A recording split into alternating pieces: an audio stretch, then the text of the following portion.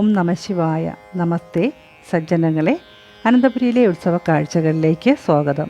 ഹരിപ്രിയ പ്രൊഡക്ഷൻസിൻ്റെ ഭക്തി നിർഭരവും ആചാര അനുഷ്ഠാനങ്ങൾക്കും ക്ഷേത്രോത്സവങ്ങൾക്കും പ്രാധാന്യം നൽകി വീഡിയോ പകർപ്പായി സൂക്ഷിക്കുന്ന ഞങ്ങളുടെ സംരംഭത്തിൽ ഇന്ന് തിരുവനന്തപുരം മലയൻകീഴ് ശാന്തം മൂലയിൽ തിരുവിതാംകൂർ ദേവസ്വം ബോർഡിൻ്റെ കീഴിൽ വരുന്ന കൈനിമംഗലം ശ്രീ മഹാദേവ ക്ഷേത്രത്തിലെ ശിവരാത്രി മഹോത്സവം 2025 ഫെബ്രുവരി 22 മുതൽ 26 വരെ നടക്കുകയുണ്ടായി. അതിൽ രണ്ടാം ഉത്സവ ദിവസമായ 23 തീയതി വൈകിട്ട് ക്ഷേത്രാങ്കണത്തിൽ നടന്ന വലിയമ്പല സമർപ്പണത്തിൻ്റെയും മണിമണ്ഡപ സമർപ്പണത്തിൻ്റെയും സാംസ്കാരിക സമ്മേളനത്തിൻ്റെയും പ്രസക്ത ഭാഗങ്ങളെ ഉൾക്കൊള്ളിച്ചുകൊണ്ട് ഹരിപ്രിയ പ്രൊഡക്ഷൻസ് ഈ വീഡിയോ ഭക്തജനങ്ങൾക്കായി ഭക്തിപുരസ്സരം സമർപ്പിച്ചുകൊള്ളുന്നു.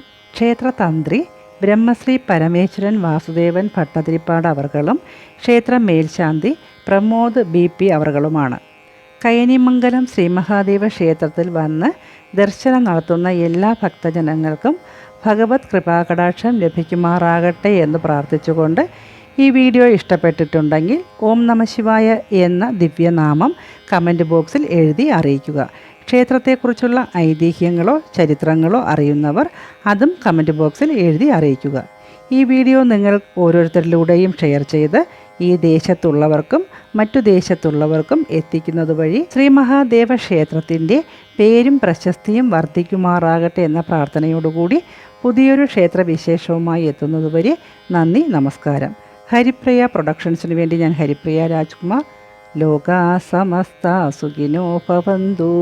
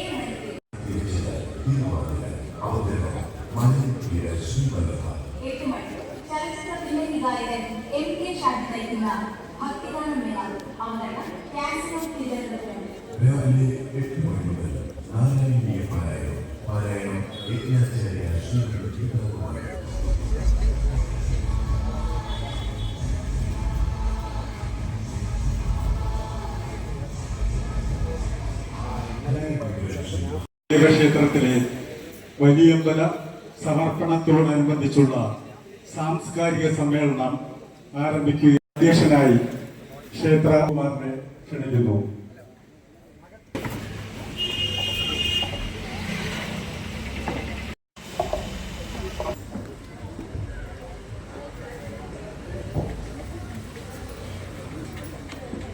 ഈശ്വര പ്രവർത്തന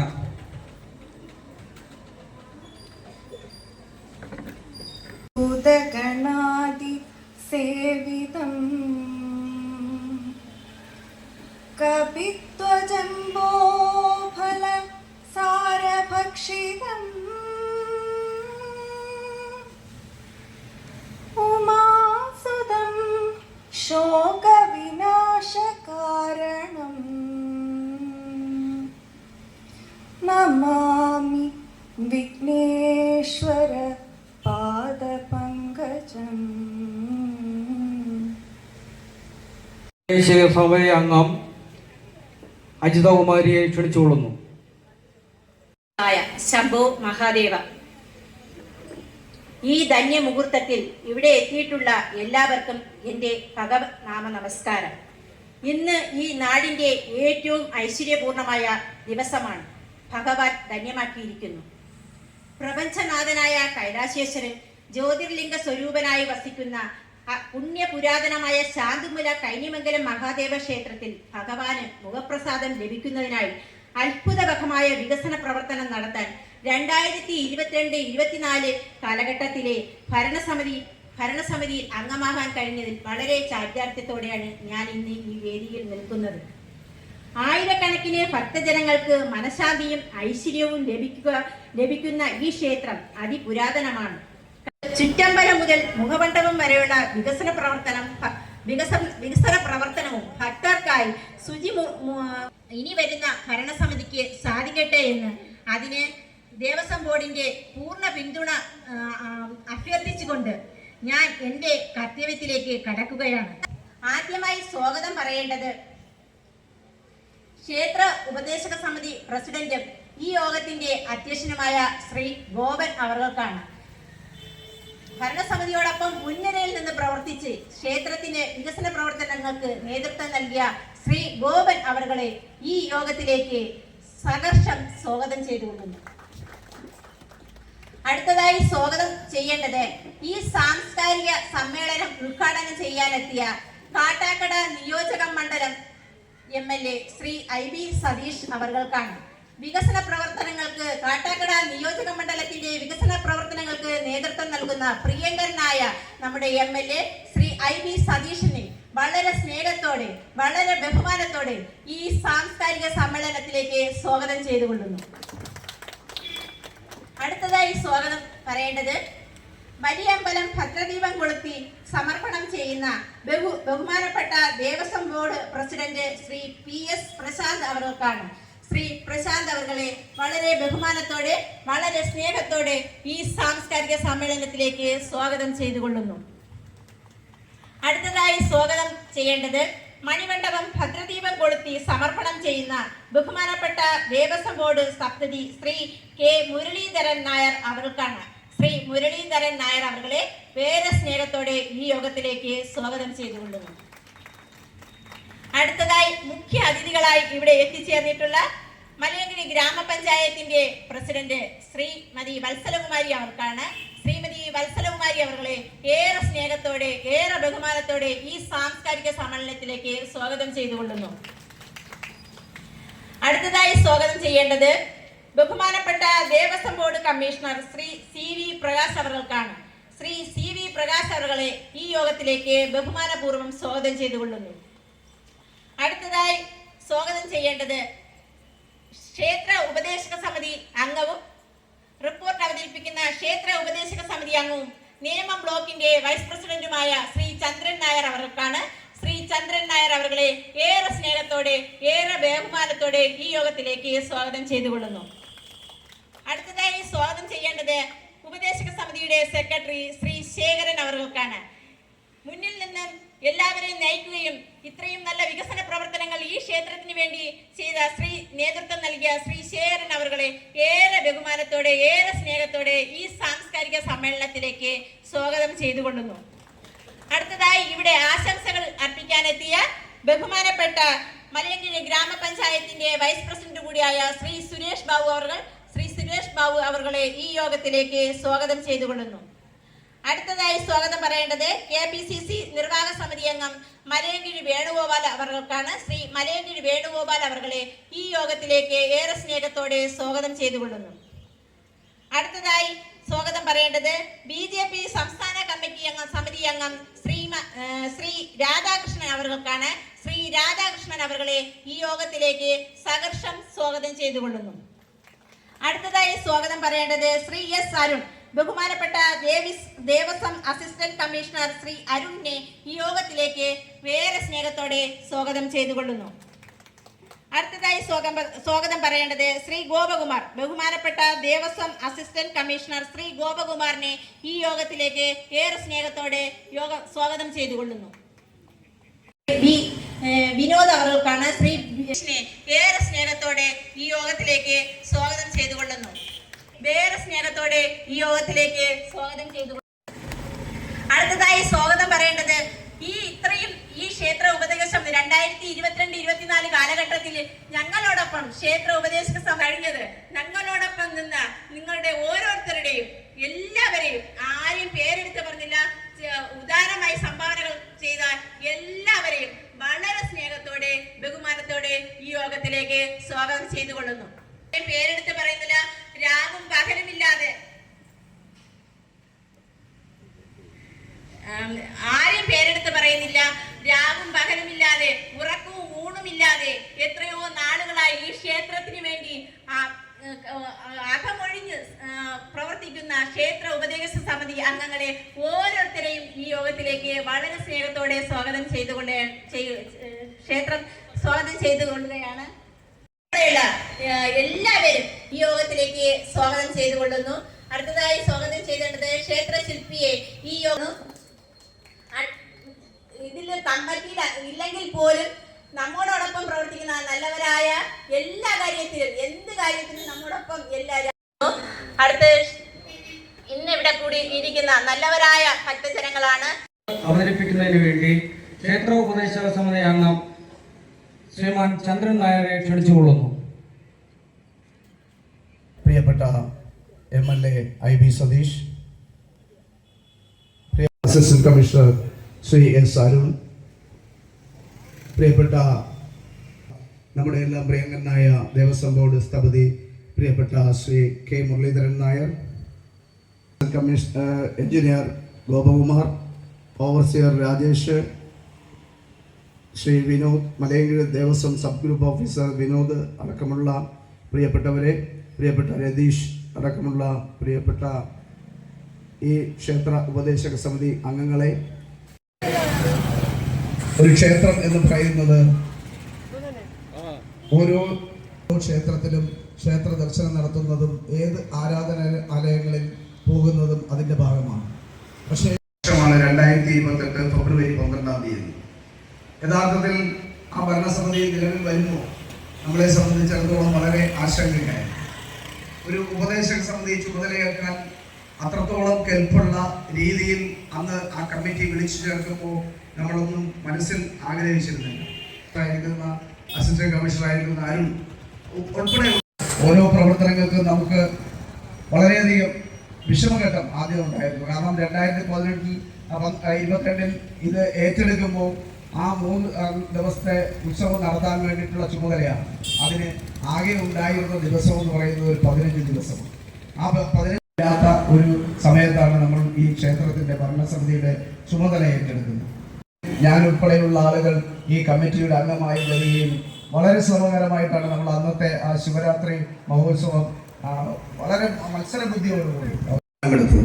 ആ തീരുമാനം എടുക്കുമ്പോൾ നമ്മൾ വളരെയധികം ആശങ്കാ തരത്തിലുള്ള താഴെയുള്ള ഉദ്യോഗസ്ഥർ മുതൽ മുകളിലുള്ള ഉദ്യോഗസ്ഥർ വരെ പ്രിയപ്പെട്ട നമ്മുടെ ദേവസ്വം ബോർഡ് പ്രസിഡന്റ് അടക്കമുള്ള എല്ലാവരുടെയും സഹകരണത്തോടു കൂടിയാണ് നമുക്കത് പൂർത്തിയാക്കാൻ കഴിയുന്നത്. അത് മാത്രമല്ല നമ്മൾ പറഞ്ഞത് 12 പേരെ കണ്ടുകൊണ്ട് നമുക്ക് 50,000 രൂപ വാങ്ങിക്കൊണ്ട് ഈ പ്രവർത്തനം നമ്മൾ അത്ഭുതപ്പെടുത്തിയത് ആ 12 അംഗങ്ങൾ നമ്മൾ പോയി കണ്ട ഉടനെ തന്നെ അവരുടെ എല്ലാം പേര് ഇവിടെ കുത്തിവെച്ചിട്ടുണ്ട്.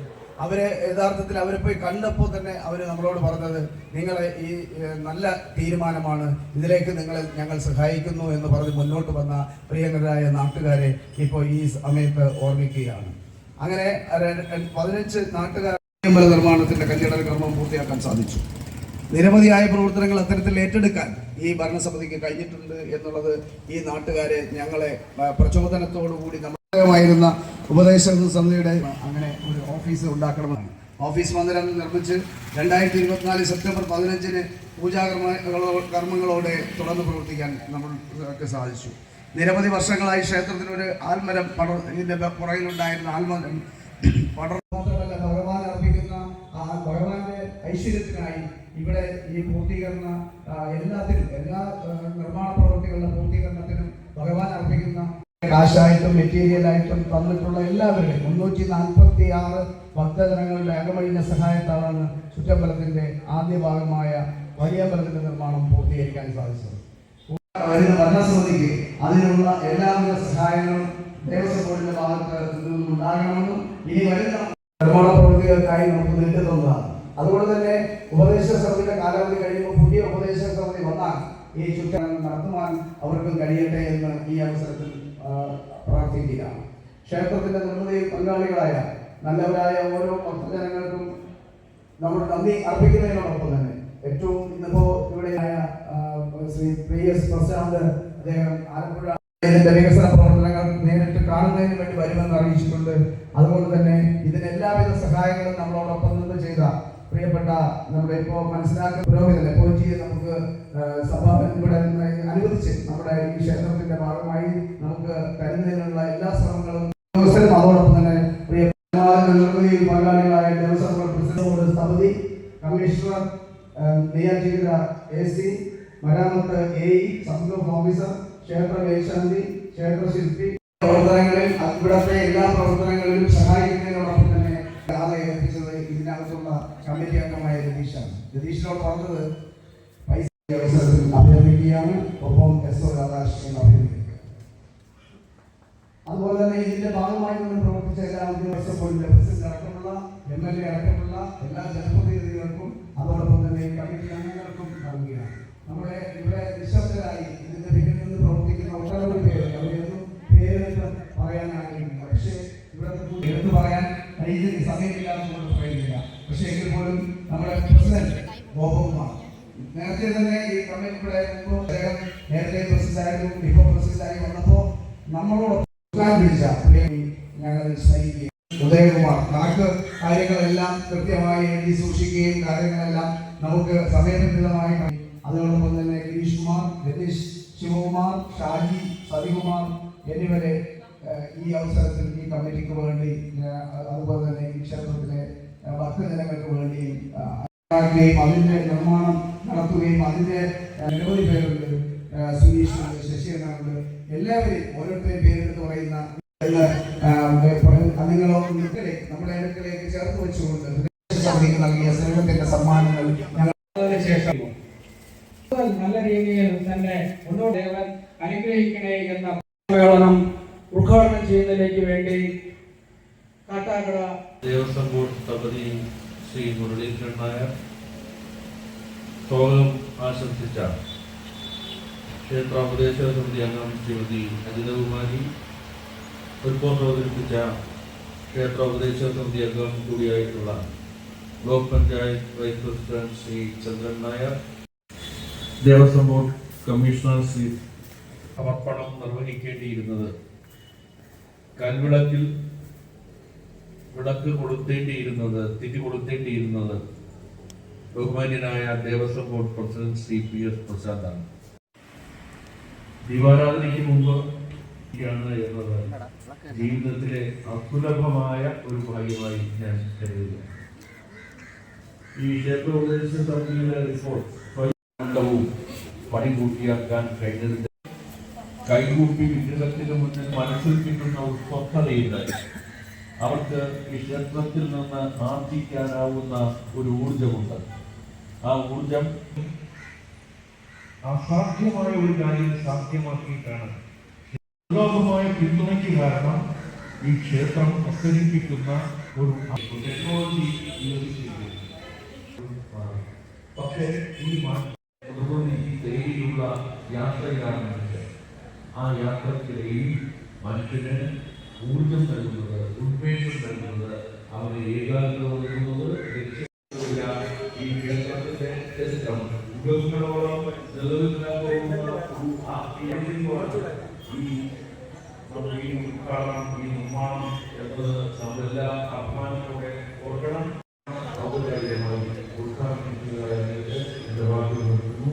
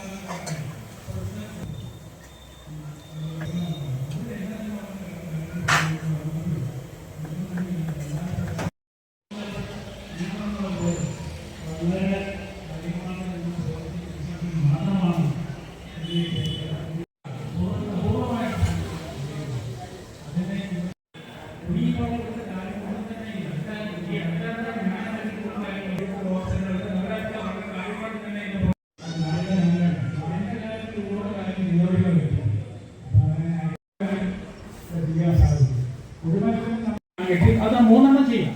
അത് അവരാണ് ചെയ്യേണ്ടത്. പക്ഷേ ഇപ്പോഴും ഇരിക്കുന്നത് വാസുകയാണ്. അത് പല ആൾക്കറിയുന്നത് നാഗരാജാവല്ല. അതുകൊണ്ട് നമുക്ക് വളരെ താമസിക്കുകയാണ്. ഈ പ്രതിഷ്ഠ ഇവിടെ ആൺപിള്ള നാഗര പ്രതിഷ്ഠ വലിയ പൈസയുടെ കാര്യത്തിൻ്റെ ആവശ്യമൊന്നുമില്ല. അത് ചെയ്യണമെന്ന് ഈ അഭിപ്രായം പറയുകയാണ്. പിന്നെ ആ സ്ഥാനം കറക്റ്റ് അല്ല. അപ്പം ഇങ്ങനെ ചില കുറേ കാര്യങ്ങളൊക്കെ കറക്റ്റ് ചെയ്ത് വന്നാൽ ഈ ക്ഷേത്രം ഓരോ ദിവസം കഴിയുന്നവരും വളരുന്നതിലേറെ യാതൊരു സംശയമില്ല. അത് ഇന്ന് മുതൽ തുടങ്ങും. നിങ്ങൾക്ക് എല്ലാവിധ ഐശ്വര്യങ്ങളും നാടിന് ഉണ്ടാകട്ടെ എന്ന് ആശംസിച്ചുകൊണ്ട് എൻ്റെ വാക്കുകൾ ചുരുക്കുന്നു. നമസ്കാരം. സമർപ്പണം.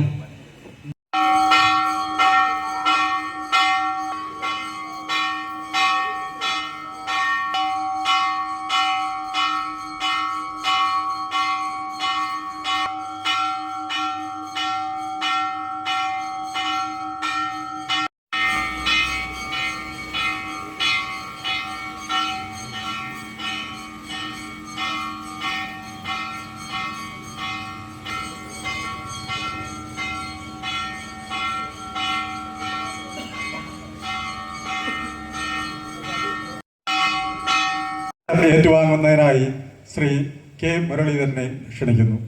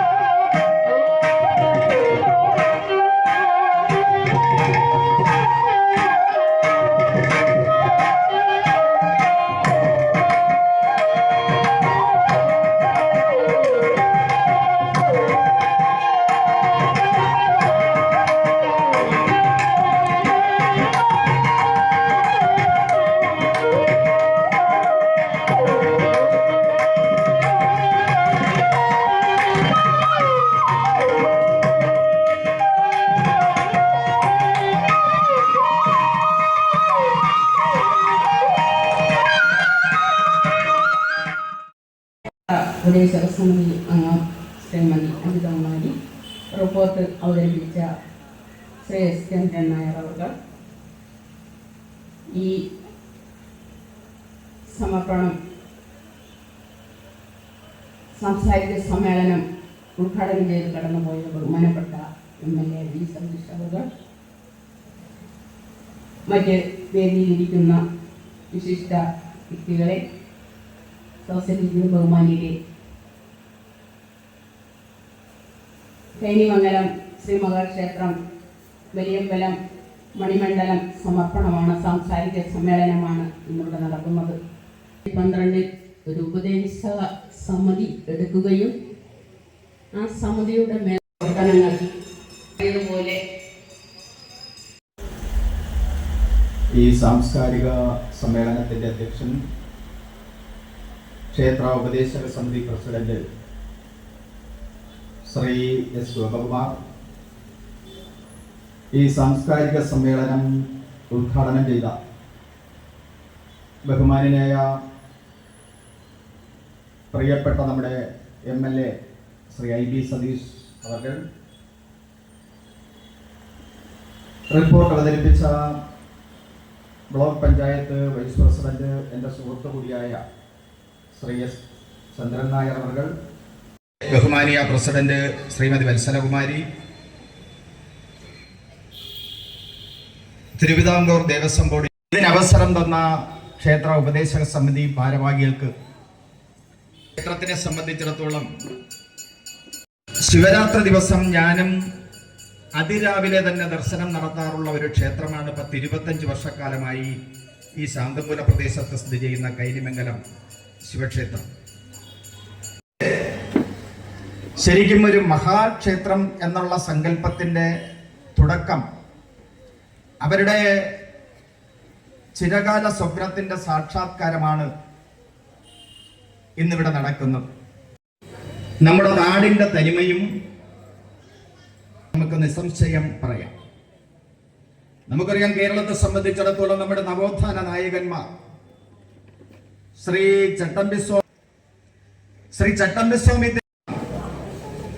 അങ്ങനെ ദൈവത്തിന്റെ പൂന്തോട്ടം അല്ലെങ്കിൽ ദൈവത്തിന്റെ സ്വന്തം നാടായ കേരളത്തിൽ നടക്കുന്ന ഉത്സവങ്ങൾ, ആ ക്ഷേത്രത്തിനെ സംബന്ധിച്ചിടത്തോളം ക്ഷേത്രത്തിന്റെ ഉയർച്ച, ആ ക്ഷേത്രത്തിന്റെ ഐശ്വര്യം, ഇതിനൊക്കെ തന്നെ പ്രാധാന്യം കൊടുക്കുന്നത്